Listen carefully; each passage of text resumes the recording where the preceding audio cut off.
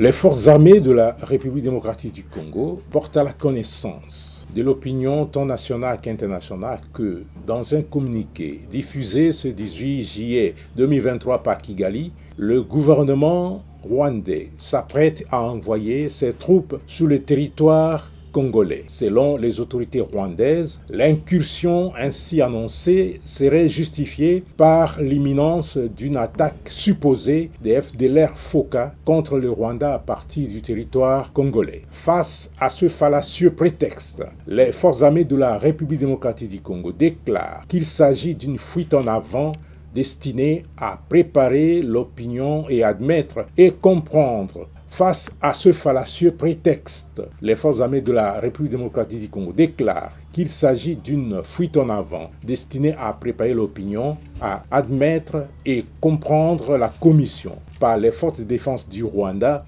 d'autres crimes crapuleux et actes de violence ignobles pour pérenniser mort et désolation ainsi que l'insécurité et la terreur dans la population congolaise. En effet, les forces armées de la République démocratique du Congo tiennent à préciser que déjà actives dans plusieurs localités des territoires de Masisi, Nyiragongo et Rutshuru en République démocratique du Congo, les forces de défense du Rwanda veulent, par ce communiqué, officialiser leur présence sur le sol congolais afin de cacher et effacer de la mémoire collective tous les crimes, massacres et autres atrocités déjà commis à Kishiché, Kalake et le 16 juillet dernier à Bukombo dans le territoire de Rutshuru où ces terroristes ont fauché la vie à une vingtaine de paisibles Congolais. À ce propos, les forces armées de la République démocratique du Congo, qui condamnent avec véhémence cette duplicité et cette ruse